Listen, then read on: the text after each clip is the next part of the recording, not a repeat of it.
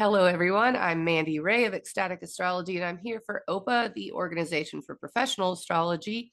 And we are doing a little interview with Andrew B. Watt. Thank you for joining me today, Andrew. Delighted to be here. And you can find him online at Andrew B. Watt. There's several other Andrew Watts, apparently. So just make sure to look up Andrew B. Watt. And we are talking today about astrology and business. So OPA is putting on an Astro Business Summit. I think it's called an AstroBiz Summit to get it completely correct. And that is April 25th through 27th. We're going to be talking a lot about something I think that people tiptoe around, which is the fact that astrology can be a business and that we actually need to work on these things. So why not tell us a little bit about your talk? The title of it is The Quicksilver Tongue, Speaking Tips for Astrologers. Sure. I think I got selected to deliver this talk because I am a 10 plus year veteran of the public speaking organization called Toastmasters International, and I'm a charter member of the club that's associated with Kepler College. These two organizations, Toastmasters and Kepler, are each famous in their own spheres for doing this kind of work. And a lot of people in the Kepler Astrologers Toastmasters group have said that I provide a lot of good guidance on how to become a better public speaker. So that's what I'm going to be talking about. In shorthand, I'm going to be talking about ways to organize your speech in a quality manner to ensure that your audience really understands. Two, to put less material in than you think is necessary and to provide more in the way of handouts. I was on an OPA talk on Sunday, yesterday, and it was mentioned that the slides would not be shared with the participants. You had to listen to the recording again. And the truth of the matter is that most of us are presenting highly technical information that would benefit from a handout. So if your talk includes a lot of technical material, it should probably have a handout. Three, I'm going to talk about arresting visual information. So much of what we deliver in a talk is based on positions of planets and listing of degrees and numbers. But this is not historically the way that a lot of astrology was done. When we look at ancient texts, we see that they're trying to provide a lot of metaphorical language. They're using a lot of similes, and we should convey that kind of information when we speak, which also means that we have to move away from the abstract and more towards the concrete, because our audience will understand in spoken word a strong visual image much more than they will understand an abstract thing like the moon is at this number of degrees and this number of minutes and is forming this tight quintile aspect. That gets really lost in the weeds, right? And particularly when we're talking with a non-astrological audience, I guess this is the final point, is being aware of what audience you're speaking to. A highly advanced astrologically literate audience is going to need a talk that's very focused on technicals. A general purpose audience, like you're likely to have at a first-time workshop, that audience is not going to be astrologically literate in the same way. And laying a good foundation for those people to understand what it is that you're saying becomes really important. And that audience is going to be much more interested in, what am I supposed to take away from this? So I think those are the big things that we'll be talking about. And I have a few little exercises to help prep people to do this once they're out of the workshop. I love exercises and all of those points.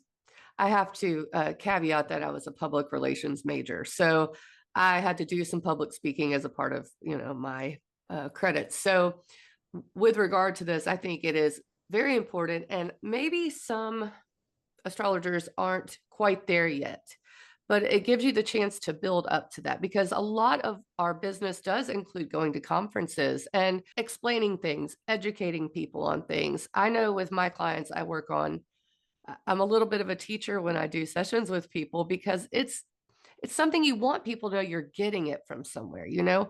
But a lot of times when you refer to that moon and Taurus, you know, people go, you know, what does that mean? And I've noticed that if I do include technical language with someone who's never done it before, even if I explain it, give a metaphor, sometimes they still focus on the technical language. So that's such a good point that you have to know your audience with regard to what level they're at. These exercises, I'm intrigued by them, and I don't want you to give them away. Is this going to include things for people to take home, or? I just said that handouts are I going to be know. really important. Now I get to find out whether Opa will let me give away handouts or not. But I'm I do sure. plan on putting them in the chat if at all possible, because I think that it is helpful to have some guidelines about how to build this kind of material. I know that when I get education, if I don't write or read or have something to work through, it doesn't. We were just talking about this before we started. I wrote down the details. Right. And you said something that I thought was really, really interesting, which is that when you write things by hand, you feel like you remember them much more clearly. Well, handwriting is, 7,000 years old. Our bodies, our brains are in a sense primed or prepped to do that kind of work because our ancestors have been doing it for a long time. But we've only been typing for what, 150 years. It's not anywhere near as ingrained in our history. And I think that there's something to that idea that our brains and our bodies understand handwriting at a much deeper level because they are marks that we ourselves made. There's too much of a disconnect between how we type and what appears on the screen for us to understand that what's there on the screen is what's here inside of us. When you do public speaking, do you use slides, especially if it's a Zoom sort of thing? And that's what you're talking about sending to the participants. So you do have them that you show while you're speaking, right? I do have slides. I think that one of the big challenges that all of us have is if typing is a relatively young skill, PowerPoint is even younger. And I still have a problem that when I am showing slides, I have a tendency to read what is on the slides rather than talk to my audience. Mm. This is a problem that we all face. And we have to figure out how to navigate this because this is something I learned as a school teacher, which was my career for 20 years. When you're in a one-on-one situation like the consulting room or the consulting Zoom, it's one-on-one. It's you to the person that you're interacting with. When you're in a classroom, it's you to a large number of people, plus it's the side information of what's coming out on the screen in terms of your slides. So you're actually connecting a group of people here to what you're thinking about through a third medium, and you're navigating three sides of the triangle simultaneously. It's a much more complicated skill than we generally give people credit for. And I think that we can all learn that we benefit from practice, Mm. that practicing the slides to the degree that they become second nature so that we can focus on the audience becomes really important. Mm. That's a great point as well. And you know, this is something that you can use to make money. And let's talk about this because I think some astrologers have a problem with, you know, we want to give it. Eventually, if it takes over your life enough and takes up enough of your time, and people are asking you to share or do, you know, consultations with them, then money will become involved. And if it becomes a thing that you jump into, you want to make it your business, you might give presentations. So this is why to me, this event is so important. It goes through the things you may not consider if you're just getting into astrology or if you're just starting a practice. How long have you been in business? I think that I started doing consultations for pay in the fall of 2016. Mhm. I had done casual things for people for a long time before that, and I had a lot more success, ironically enough, with horary readings for lost objects before I became a paid professional astrologer than I do now. So if you want me to find your keys, hire somebody else. That said, I think that I do a really good job with things like solar return consultations and even lunar revolutions. do pretty well with those sorts of things, as well as natal consultations. Mm. In terms of prepping for this business summit, I think that a lot of people who listen to this video could do themselves a big favor by doing what the American organization called SCORE calls a one-page business plan, because you will walk in having a better idea of what kinds of things you want to learn and what kinds of things you want to take away from the learning that all these other people provide. SCORE was founded, I think, in the Johnson administration. So that's what, 1962 or 64, somewhere in there. And it is a small business advisory service funded by the Small Business Administration. All of the local people who run it are volunteers. I volunteered with SCORE for about 5 years to give business advice to people who wanted to start up small businesses in Massachusetts. The one-page business plan is mission, vision, goals, objectives, and activities. You start with a mission. What is it that you believe that you are set in business to accomplish? But vision is something very different. It's how do you want your customers, your vendors, and your compatriots in the business to see you and look upon the services that you provide 5 years from now? You know, if you look forward 5 years, what do you want them to be saying about you?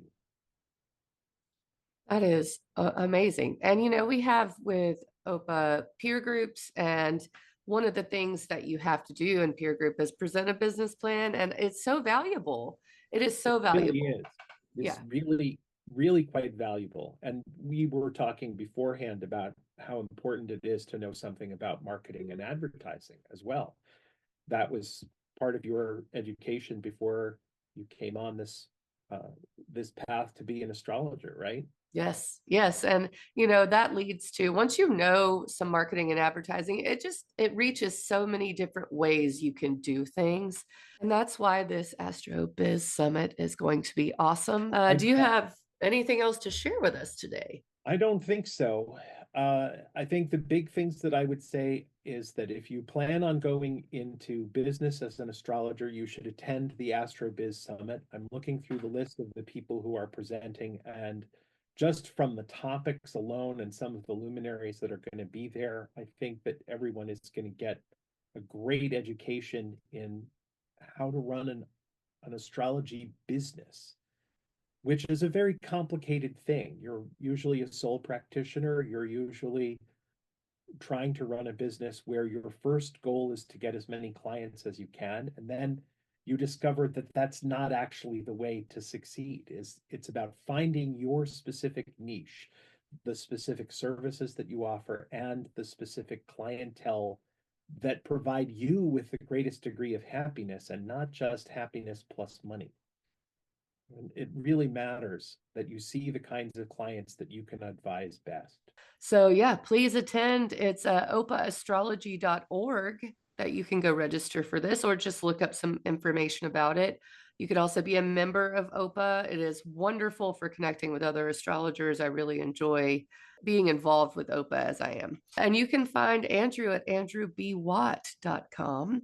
And you can see all of his offerings there, and please check it out. With that, I think we'll sign off. Thank you for joining me. Thank you. I look forward to seeing you at this conference. Me too. Bye, you guys.